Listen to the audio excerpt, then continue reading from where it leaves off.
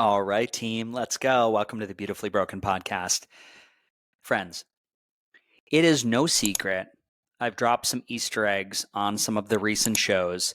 I've had a rough couple of months. So, what does that look like? 2 wicked viral infections. Lots of change in my life. A new detox regime.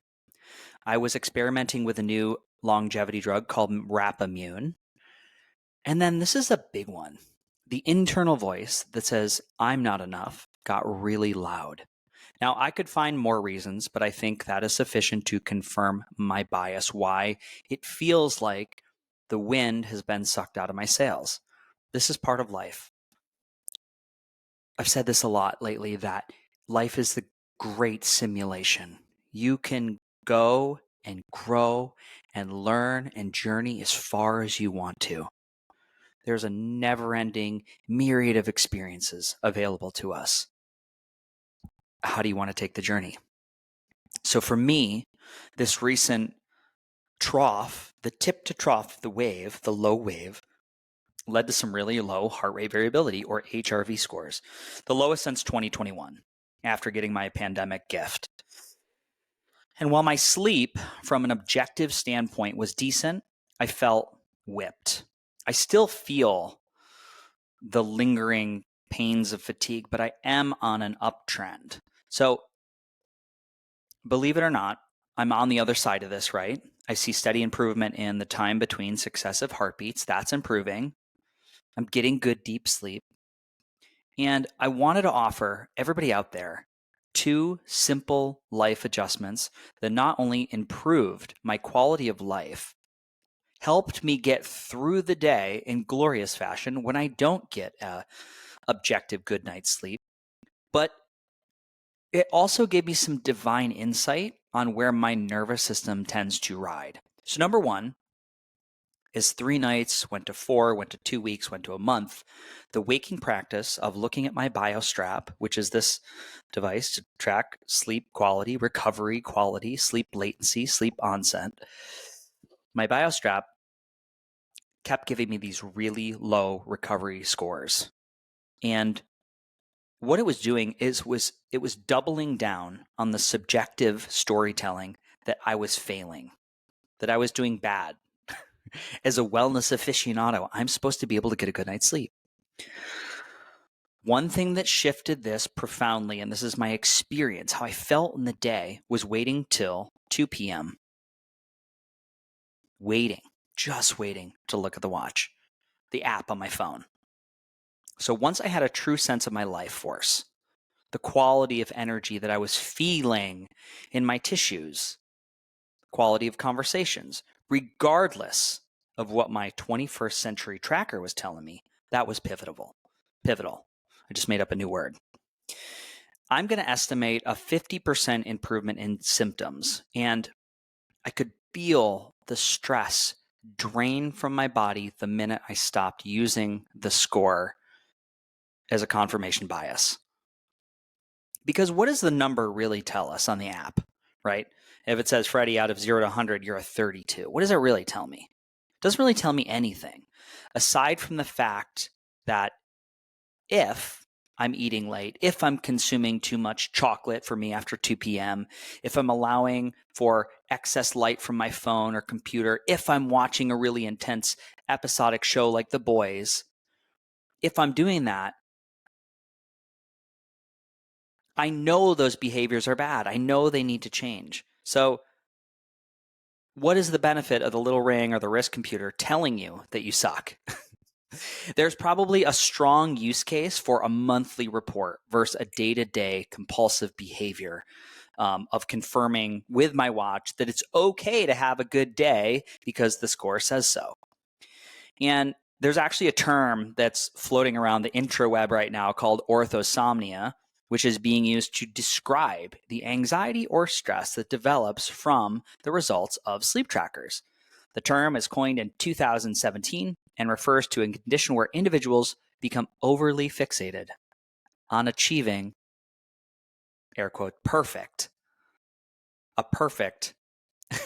night's sleep. So paradoxically, this also leads to anxiety and poor sleep quality, and the cycle continues. So that's my advice. Just wait. See how you feel. Tap back into the body. Because for me, I was giving the data too much power. And what a great reminder at the power of the brain. And we talk a lot about the placebo effect, what we believe, or the diet wars. What diet we believe is best for us is probably the one. So just let's put a little check on that. On to number two. Number two is caffeine, which if you've listened to the podcast for a long time, I've went on and off of caffeine. But caffeine, even when consumed early in the day, can in fact impact patterns of sleep. It can reduce the quality of our sleep. It can lead to less restorative rest. So without caffeine, for a whole month, I found that I was falling asleep faster and waking up feeling more refreshed. It wasn't a profound percentage, but I noticed a difference. I know I've gone on and off caffeine in the past. So I really want to say this out loud. We can mark it here, put a thumbnail on it. I do not label single chemical structures as good or bad. And it's something that I was willing to experiment with to see how I felt. Because most times, caffeine or even nicotine, which is a smart drug, I could go on and on and on. A carbohydrate, is it good or is it bad? It's contextual. We got to put it on the body.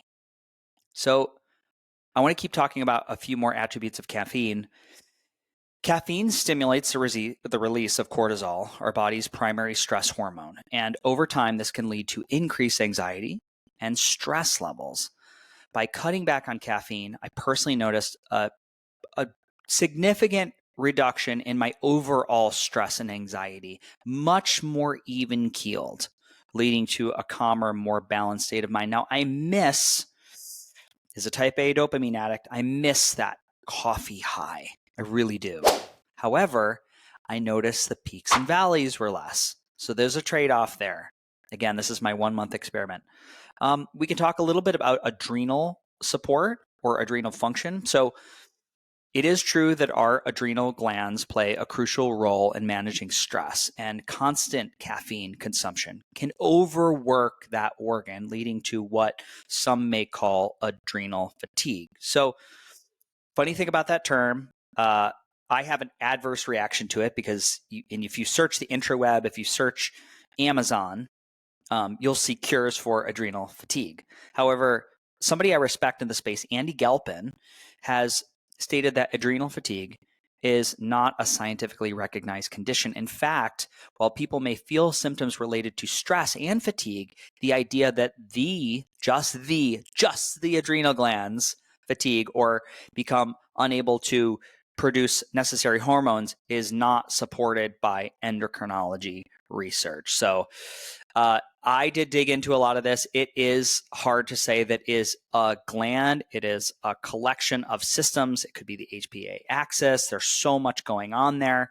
But again, one of my favorite coaches in the world, Christine Dionysi, she is the coach where you go to forget your disease or your disease label. We don't need more labels. If there's anything that this episode speaks to me, it's the power of the brain to lock onto a label or a disease or a malady and amplify it by focusing on it. And it becomes all consuming.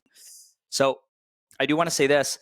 If you are waking and you're using caffeine before the body's natural cycles of transition from sleep to awake to kickstart the engine, then there is science to support energy crashes and you're going to get a cycle interruption. And since we find that when we follow the rhythms defined by nature, we talk about this a lot, right? We trend in a better, energetic, flowing state. It's just like the waves of the ocean, the highs and lows of life, the highs and lows of energy within a day, within a 24-hour period, within a calendar, within a seasonal calendar. I think it's smart to at least delay your single cup. And subjectively, I can tell you I had an 80% improvement in energy curve that sustains throughout the day. Now, I did take a month off, I do believe that resets my sensitivity to caffeine. I have 1 black cup of coffee, oftentimes using a 1/4 cup of the coffee. And it's plenty. If not, sometimes I can feel now after the break that it's too much. I want to be real honest here. It is so hard for me to get off caffeine. I like the ritual. I like the memory. My limbic system is hardwired with so many great times of my life when I've got that warm cup of Joe in my hand and I'm starting off the morning. It's tough. So let's explore some alternatives. Number 1 is paraxanthine. So one alternative to caffeine that has caught my attention and many others is paraxanthine. If you haven't heard of it, you're not alone. Paraxanthine is the primary metabolite of caffeine, responsible for most of the benefits we get from caffeine, but fewer of the side effects. So paraxanthine offers a cleaner form of the stimulation compared to caffeine, and it's less likely to cause jitters, anxiety, and energy crash, those that are associated with caffeine. This makes it a great option for those of us who love the benefits of caffeine, but could do without that downside. Interestingly, if I'm going to tack onto that, there are health and performance benefits to do with paraxanthine. It's been shown to enhance cognitive function like memory, attention, reaction time, and more. It's also been linked to improved athletic performance, increasing energy levels and muscle strength while aiding in a quicker recovery. I think one of the most compelling cases is the reduction of side effects, though. And what sets paraxanthine apart is exactly this. So unlike caffeine, which can disrupt sleep and elevate stress hormones, paraxanthine provides a smoother, more consistent experience, making it compelling as an alternative use. Now, I've used paraxanthine late night. I've taken one, a capsule, a supplement at 7 p.m. and I was fine. And I slept fine. And so it's really interesting if you feel like you're going out late and you're like, man, I could just totally hermit up on the couch and dig into my Netflix, wear your blue blockers.